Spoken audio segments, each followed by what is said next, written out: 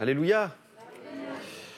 On est heureux de partager encore ces moments ensemble dans la prière et aussi dans l'adoration, dans la louange, parce qu'on aime notre Seigneur, qui nous a aimés lui-même le premier. Il a fait le premier pas. Amen. Voilà, on va lire un texte ce soir dans l'épître de Paul aux Colossiens, chapitre 3. Colossiens, chapitre 3. Et nous lirons à partir du verset 12. Colossiens, chapitre 3, verset 12.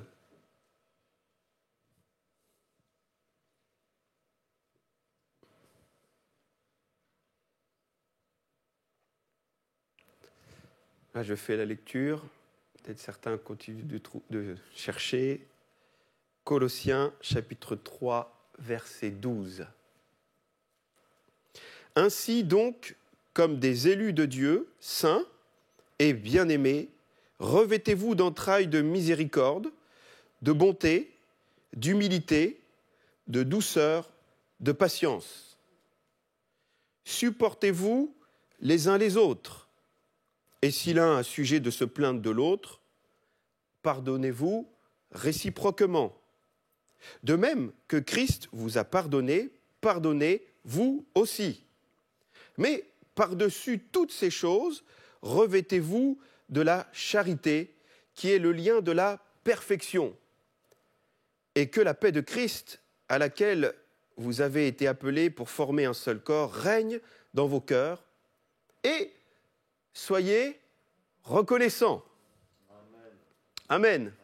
Et on va arrêter la lecture ici. À travers de cette lettre aux chrétiens de Colosse, donc l'apôtre Paul exhorte, on vient de lire tous ces versets, à se revêtir d'entrailles de miséricorde, de bonté, d'humilité, de douceur, de patience, de se supporter les uns les autres. Et puis s'il y a des dissensions, des choses où on n'est pas trop d'accord, et puis les caractères commencent à se frotter, bon, on se pardonne. L'un et l'autre. C'est comme ça qu'on doit vivre parmi le peuple de Dieu. C'est ce que l'apôtre Paul dit aux Colossiens. Je pense que c'est encore d'actualité, je ferme la parenthèse, puisque la parole de Dieu, elle a été écrite aussi pour nous. Alléluia. Et donc, toute cette liste de choses à se revêtir. Aussi, on ne doit pas oublier la charité, qui est le lien de la perfection. On doit y prêter attention, que l'amour soit dans nos cœurs pour nos bien-aimés. D'ailleurs, c'est rappelé par le Seigneur Jésus qui nous dit « Aimez-vous les uns les autres ». La mesure maximum, comme je vous ai aimé. Le lien de la perfection. Il n'y a pas mieux pour lier quelqu'un à quelqu'un d'autre que l'amour de Dieu dans nos cœurs. Amen. Il n'y a pas mieux. Il y a pas mieux. C'est le lien de la perfection. Et puis aussi la paix. Voilà que la paix, c'était son souhait, que la paix de Christ à laquelle vous avez été appelés, on est appelés à la paix, pour former un seul corps. Il faut qu'il y ait la paix. Sinon, s'il n'y a pas la paix dans le corps, il y a un problème. Donc l'apôtre Paul donne tout cela, tous ces conseils, et pour nous, c'est quand même une ligne de conduite pour un chrétien authentique. Je pense que c'est, pour moi en tout cas, je prends cela comme une ligne de conduite pour ma vie spirituelle. Et je crois que pour chacun d'entre nous, ça doit être cette ligne de conduite qu'on doit suivre à chaque endroit que nous nous trouvons, et les rapports avec les autres, c'est tout cela notre ligne de conduite. Et puis, voilà, donc on a lu tout cela, le lien de la perfection, l'amour, la paix à laquelle vous avez été appelés à former un seul corps, règne dans vos cœurs. Et à la fin, on a l'impression de dire, et surtout, n'oubliez pas non plus la reconnaissance. Parce que la reconnaissance, c'est important aussi. Et soyez reconnaissants. Soyez reconnaissants. Et j'aimerais m'arrêter sur cette exhortation, même, je dirais même plus qu'une exhortation, c'est plutôt un ordre. Soyez reconnaissants. La reconnaissance, c'est ce sentiment, j'ai regardé la définition dans le dictionnaire, sentiment de gratitude envers quelqu'un. La reconnaissance, c'est savoir dire merci. savoir dire merci, savoir exprimer notre gratitude envers la personne qui nous a fait du bien. On lui dit merci. La reconnaissance, elle honore aussi celui qui a accordé le bienfait. Ça nous est déjà arrivé, ça m'est déjà arrivé, je pense que ça vous est déjà arrivé, de faire quelque chose avec bienveillance. La personne était empêtrée dans une situation, je me souviens, une situation où la personne avait vraiment besoin d'aide, on va l'aider sans attendre de retour, et puis elle ne nous dit pas merci. J'ai même entendu la France te remercie, pour éviter de dire merci. Ça fait drôle, mais ça ne nous empêche pas de continuer de faire le bien. Ne nous lassons pas de faire le bien. Mais c'est vrai que dans notre monde, de moins en moins on entend le merci. En tout cas, je crois que parmi le peuple de Dieu, c'est ce que Paul souligne là et c'est ce qu'on veut souligner ce soir, il doit y avoir un état d'esprit de reconnaissance. Tu m'as fait du bien et je t'en remercie. Ça me fait penser, je ne l'avais pas noté dans mes notes, mais à l'apôtre Paul qui écrit ces mots à certains chrétiens. J'ai bien reçu votre don. Je sais faire sans, mais vous avez bien fait de participer à ce don. Vous avez bien fait de m'envoyer tout cela. Je sais vivre dans la disette, je sais vivre dans l'abondance. Je puis tout par celui qui me fortifie. Vous connaissez le texte. Et il dit, mais vous avez bien fait. Et je vous en remercie. Je reçois votre don comme une offrande et qui est agréable à Dieu. Et on voit la reconnaissance dans le cœur de Paul. Et vous avez bien fait. Ça m'a fait du bien. Et je crois que ça fait du bien, et c'est ce qu'on vient de dire, la reconnaissance, elle fait du bien parce qu'on a reçu quelque chose et quand on exprime la reconnaissance, elle honore celui qui a donné. Elle honore celui qui a donné. Amen. La reconnaissance nous permet de découvrir ou redécouvrir, apprécier les choses peut-être auxquelles on s'est habitué. Des fois, on s'habitue, et je parle peut-être là aussi des choses que Dieu nous donne. Dieu nous donne avec largesse, avec abondance et sans cesse. Et des fois, on s'habitue à ce que Dieu nous donne. Et on n'est plus reconnaissant pour ce que Dieu nous donne. Prenons un exemple. Est-ce qu'on remercie toujours le Seigneur pour la nourriture que l'on a à notre table? Je crois que beaucoup d'entre nous le font. Mais est-ce qu'on le fait vraiment? Je vois où vous êtes, oui, avec le cœur, toujours reconnaissant. Parce qu'on peut le faire machinalement. Seigneur, bénis ces aliments, merci parce que tu nous les donnes, amen. Mais on peut le faire aussi vraiment avec ce cœur reconnaissant. Dis Seigneur, j'ai bien prêté attention à ce que j'ai dans mon assiette. Et le plat qui m'a été préparé, ou que j'ai préparé, peu importe. Mais Seigneur, si j'ai pu le préparer, c'est que j'ai quelque chose à manger. Et je veux penser aussi à tous les bien-aimés qui n'ont pas. Et je suis reconnaissant envers toi, parce que j'ai une grâce de pouvoir manger. J'ai une grâce de pouvoir avoir un toit. J'ai une grâce d'avoir plein de choses. Et je suis reconnaissant, Seigneur. Amen. La reconnaissance, c'est ça. En quelques mots. Ce trait de caractère devient rare dans le monde. Le développement normal de la reconnaissance, je veux dire, c'est la louange. Quand on est reconnaissant envers Dieu, on arrive à la louange. Ah Seigneur, merci. Merci pour ta grâce.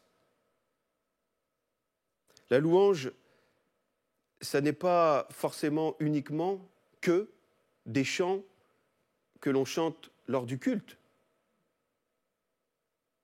La reconnaissance, ce n'est pas juste, tiens, je chante le dimanche matin, j'ai été reconnaissant, mais c'est chaque jour, que ce soit au travers des chants, mais que ce soit au travers de la prière. On loue le Seigneur par la prière, alléluia. Et on lui dit merci.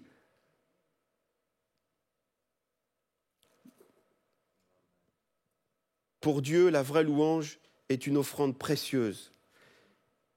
Aussi est-il écrit dans Hébreux chapitre 13, verset 15, « Offrons sans cesse à Dieu un sacrifice de louange. » On pourrait dire sacrifice de louange, de reconnaissance. On reconnaît la bénédiction que nous avons d'avoir Jésus pour sauveur. Et on le loue pour cela. On l'élève, on le bénit. Alléluia. C'est-à-dire le fruit de lèvres donc, qui confesse son nom. Bien-aimés, si nous considérons les grâces et les bontés de Dieu renouvelées chaque jour pour chacun d'entre nous, on ne manquera jamais d'être reconnaissant envers Jésus, envers notre Père céleste. Nos journées seront ponctuées de chants, alternées avec des temps de prière, de louange, parce que la reconnaissance, elle sera là débordante dans nos cœurs. Parce que la bénédiction de Dieu, elle est débordante dans nos vies.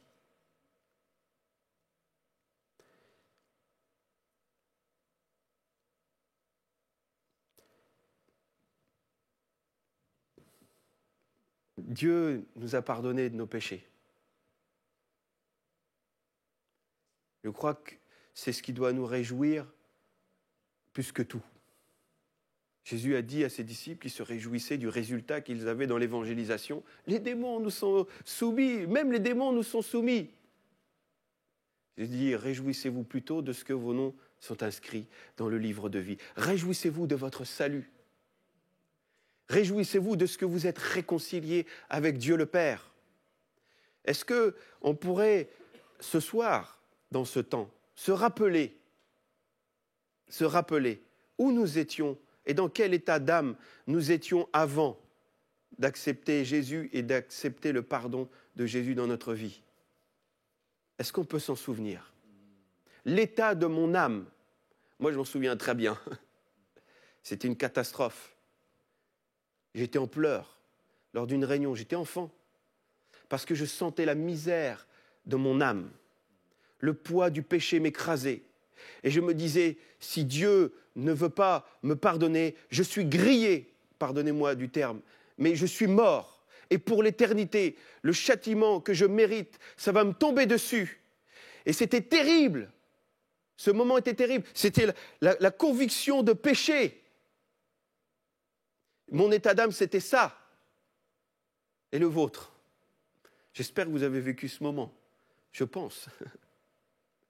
Parce qu'après, quand on reçoit le pardon de Jésus-Christ, c'est une grâce immense qui fait de nous des reconnaissants pour l'éternité. J'allais dire à vie, mais à vie éternelle.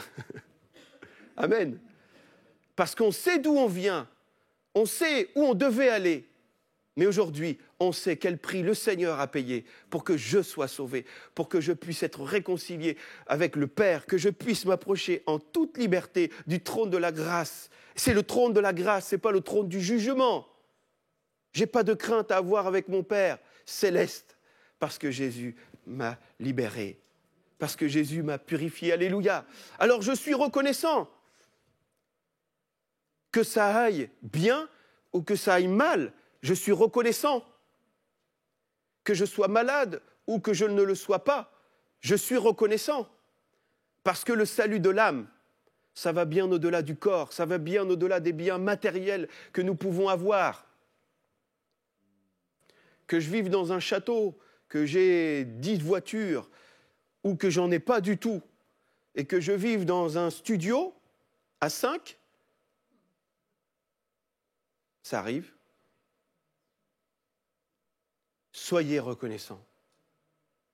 Et on peut l'être. Si Dieu nous demande quelque chose, il nous donnera toujours la possibilité de le faire. Soyez reconnaissants. Que j'ai tout ou que j'ai rien. L'apôtre Paul dit, je puis tout par celui qui me fortifie. Je resterai toujours reconnaissant parce que je sais d'où je viens. Parce que je sais qui est mon Seigneur. Je sais en qui j'ai cru. Alléluia. Alors je serai toujours reconnaissant. Alors la question, le sommes-nous toujours reconnaissants? Mais Guillaume, tu ne connais pas ma vie. Je n'ai que des galères. j'ai plus la santé, je ne peux plus me déplacer. Alors effectivement, c'est difficile, il y a des épreuves, il y a des difficultés. Il y a tellement de choses qui font que nos yeux ne sont plus sur Jésus et se détournent, vont se positionner sur les épreuves, les montagnes. Je lève les yeux vers les montagnes. D'où me viendra le secours? Et si on en reste là, mais c'est une catastrophe. On ne sera jamais reconnaissant. Qu'en pensez-vous? Mais Seigneur, tu vois les épreuves, tu vois les difficultés, tu vois que ça ne va pas, tu vois l'injustice. C'est injuste ce que je viens de vivre. Ce que je vis là, c'est injuste. Je ne peux pas être reconnaissant. Le dimanche matin, je ne peux pas te louer.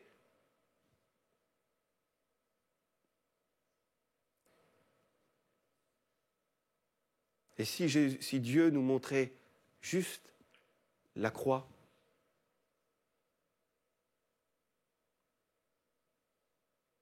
est-ce que ça ne suffirait pas pour qu'on redevienne reconnaissant?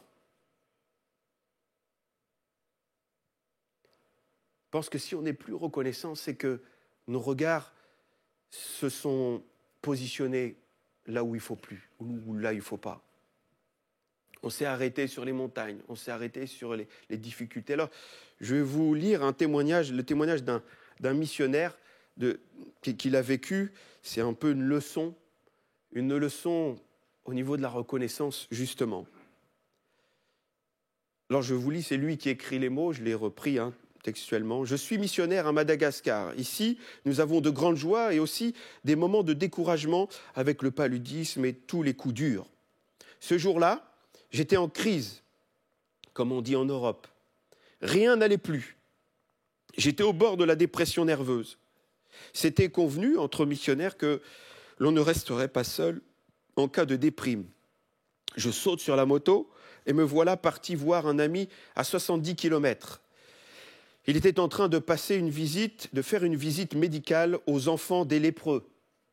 « Qu'est-ce qui ne va pas? T'en fais une tête, me dit-il. Finis ton travail, je vais prier un peu à l'église, on parlera après. » Dans l'église de la léproserie, j'ai commencé une prière de colère. « Seigneur, pourquoi permets-tu cela? Pourquoi ce découragement? Pourquoi ma mauvaise santé? Seigneur, moi qui ai tout donné. » Puis, 3 petits points, vous imaginez, il ne le dit pas à la suite. Voilà, il dit au moins l'essentiel. On voit quelle prière il faisait. « Et j'accablais, dit-il, Jésus de reproches. » La porte s'ouvrit, un lépreux entra. Il était aveugle. Dans ses orbites rouges, on voyait 2 boules blanches.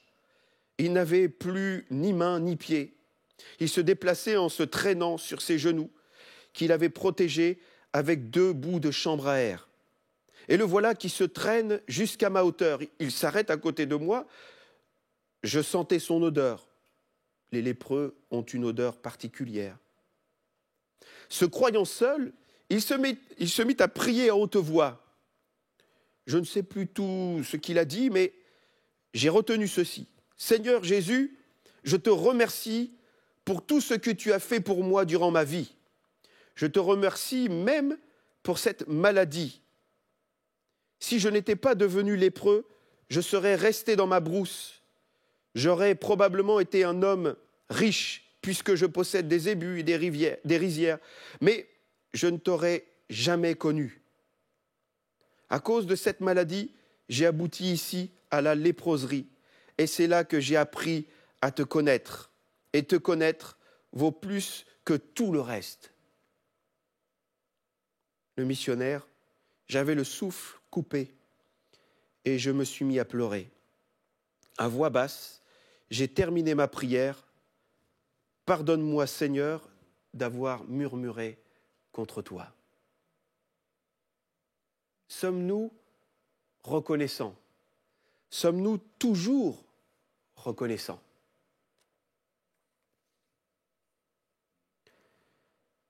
On va avancer un petit peu plus. Je voudrais que vous me compreniez bien. Le terme « soyez reconnaissants », Dieu nous demande d'être reconnaissants. Et ce n'est pas Dieu qui va nous rendre reconnaissants. Ça ne sert à rien de dire « Seigneur, aide-moi ou donne-moi d'être reconnaissant ». Je crois qu'il a déjà tout accompli pour qu'on le puisse l'être. Mais être reconnaissant, en fait, ça dépend de nous. Si je décide ou pas d'être reconnaissant. C'est moi qui décide d'être reconnaissant. C'est moi qui décide ou pas de dire merci.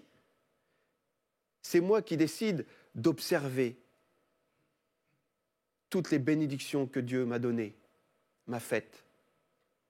Et quelle grâce j'ai de vivre avec le Dieu tout-puissant, le Dieu vivant et vrai, le Dieu glorieux, le Dieu d'amour. Amen. C'est moi qui décide d'être reconnaissant. Et on a un exemple dans la Bible très concret, dans le psaume 103, c'est David qui montre ce qu'est réellement la reconnaissance. Des fois, on n'a pas envie, c'est vrai, d'être reconnaissant, parce que nos yeux sont sur les difficultés que nous traversons actuellement, au moment. Mais la reconnaissance, elle dépasse tout cela. Je veux le dire, David, dans ce psaume, il se secoue. Pardonnez-moi du terme. Mais il secoue son âme. Et je vous lis, vous pourrez le lire entièrement, dans tout ce psaume, il fait tout et il se concentre sur Dieu, sur tout ce qu'il a fait. Et il rappelle sur son cœur tout cela. Et il devient reconnaissant. Alors que peut-être à l'origine, il n'avait pas envie de l'être par les circonstances. Mais il dit, psaume de David, psaume 103, « Mon âme, et David, enfin Guillaume, pour moi, bénis l'Éternel. Maintenant, tu bénis l'Éternel. Tu arrêtes de te lamenter. Tu bénis l'Éternel. Mon âme, bénis l'Éternel. Que tout ce qui est en moi bénisse son saint nom. Mon âme, bénis l'Éternel et n'oublie aucun de ses bienfaits. Aucun. Aucun. Aucun. Il y en a toujours un qu'on oublie. Et puis, tiens, en parlant de nos expériences avec les uns et les autres, oh, tiens, celui-là, cette bénédiction, je l'avais oubliée. Eh bien, merci Seigneur. Alléluia.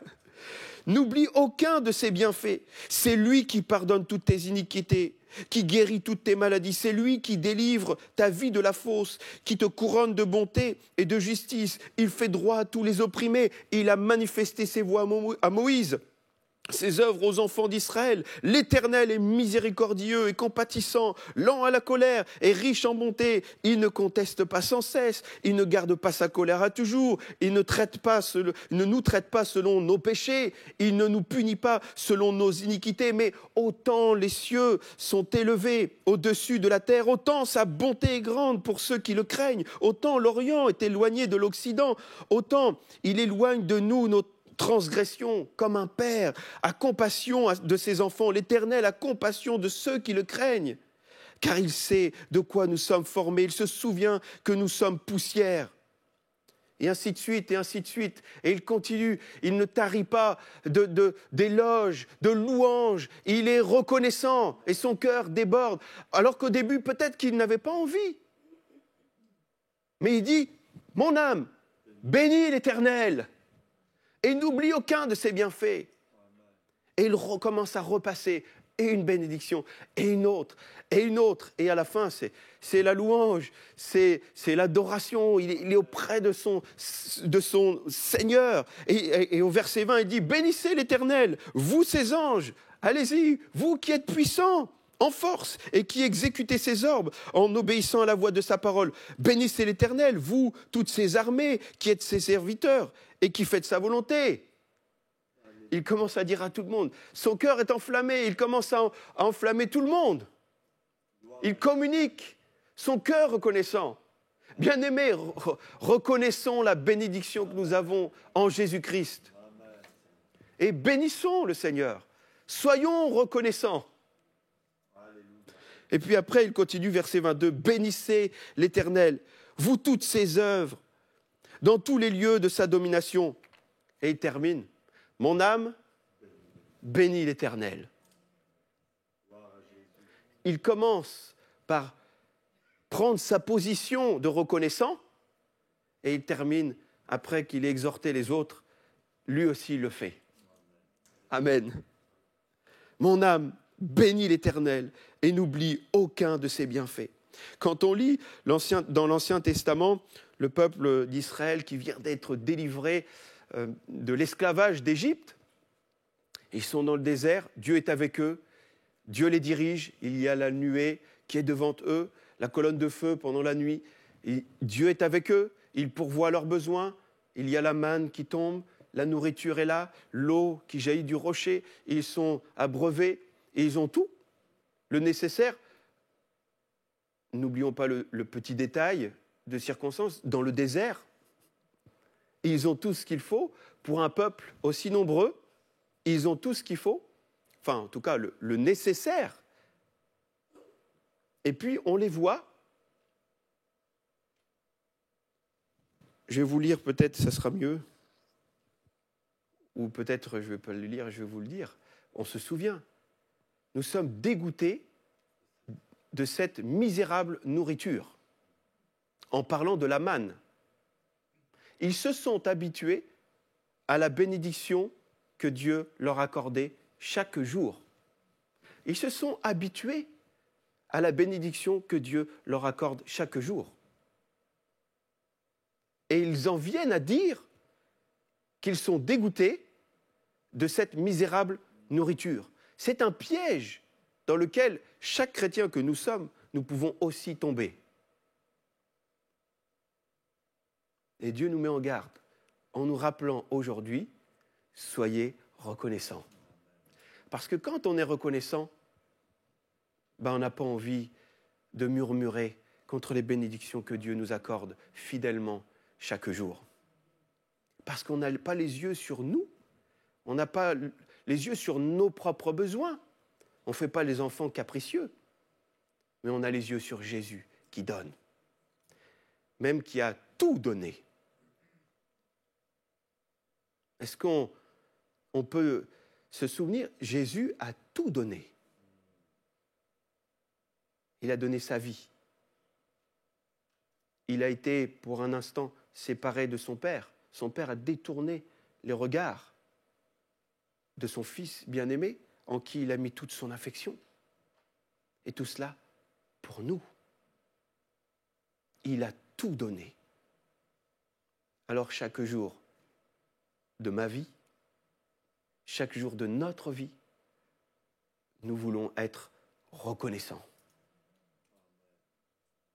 Merci Jésus. La reconnaissance replace Jésus au centre de nos vies. Quand je fixe les regards sur tous les bienfaits, mon âme bénit l'Éternel et n'oublie aucun de ses bienfaits. Quand je fixe mes regards sur Jésus et tout ce qu'il m'a accordé, tout ce que j'ai en Jésus-Christ, je replace Jésus au centre de ma vie. Dès que c'est plus Jésus qui est au centre et que c'est moi qui viens au centre ou que c'est quelque chose d'autre qui vient au centre, une idole ou quoi que ce soit d'autre, plus rien ne va plus.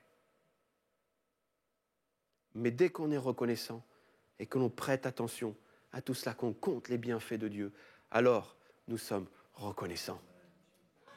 Et Jésus est au centre. Amen. C'est plus le moi qui est au centre, mais c'est Jésus. Il y a un autre prophète, et je vais conclure par cela, un prophète, le prophète Jérémie, qui a fait aussi cela. Et je peux vous dire, si vous étudiez la vie de Jérémie, j'aimerais pas vivre la vie qu'il a vécue en tant que prophète. Il annonçait la parole de Dieu, les oracles de Dieu. Personne ne l'écoutait. Tout le monde faisait tout sauf ce qu'il disait de la part de l'Éternel. On ne le prend même pas au sérieux, on le jette dans une citerne. Enfin bon, il a été malmené. Même il se lamentait à un moment donné. Les lamentations de Jérémie sont écrites. On voit son état d'âme qui est lourd. Mais dans ces lamentations, au sein de ces lamentations, il a su être et fixer ses regards comme il fallait pour être reconnaissant.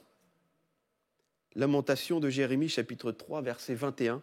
« Voici ce que je veux repasser dans mon cœur, ce qui me donnera de l'espérance. Les bontés de l'Éternel ne sont pas épuisées. Ses compassions ne sont pas à leur terme. Elles se renouvellent chaque matin. Oh, que ta fidélité est grande. » Dieu est fidèle, bien-aimé. Et si Dieu est fidèle, alors nous pouvons être reconnaissants éternellement. Même quand ça ne va pas, même quand il y a les difficultés. Moi, je sais, comme le psalmiste David pouvait le dire, « Tu es mon bon berger. Tu es mon berger. L'Éternel est mon berger. Je ne manquerai de rien alors. Tu me fais reposer dans de verts pâturages. Tu me conduis vers des eaux tranquilles. Je vais sur le bon chemin parce que tu me conduis. » C'est bon. Puis, lorsque je traverse, il y a des temps difficiles aussi dans la vie. La vallée de l'ombre de la mort, je ne crains aucun mal. Parce que tu es fidèle, en fait. C'est ça que ça veut dire. Tu es fidèle, tu es là. Ta houlette et ton bâton me rassurent. Seigneur, parce que tu es là. Lorsque je traverse les difficultés, les épreuves qui peuvent même me conduire à la mort, je suis toujours en paix. Parce que je sais que tu es là. Oh, que ta fidélité est grande. Amen. Est-ce qu'on ne pourrait pas prendre du temps ce soir et regarder cette année 2022 et dire, Seigneur, merci, parce que chaque jour, tu m'as prêté le souffle de vie. Merci, Seigneur, parce que chaque jour, tu as été présent, tu m'as tenu debout. Et si je suis là ce soir, c'est que tu m'as gardé fidèle. Parce que si je me repose sur mes propres forces, je ne vais pas aller loin, je le sais. Mais je m'appuie sur toi. Tu es mon roc, tu es mon ami fidèle, et je veux te bénir ce soir. Et chacun peut faire l'énumération de toutes les bénédictions que Dieu lui a accordées. Bien-aimés, nous avons une église, nous avons un local, nous avons la permission de nous retrouver ensemble. Faites un petit tour en Inde, faites un petit tour dans d'autres pays, en Ukraine aussi.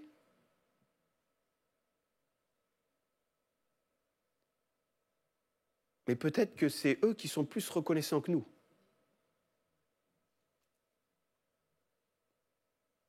Peut-être qu'en venant dans ce lieu-là, on est plutôt à dire, oui, mais...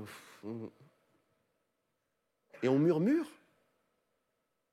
Peut-être faudrait qu'on apprenne aussi la leçon du lépreux, qu'un lépreux rentre, qu'il prie, qu'il bénisse le Seigneur pour cette maladie.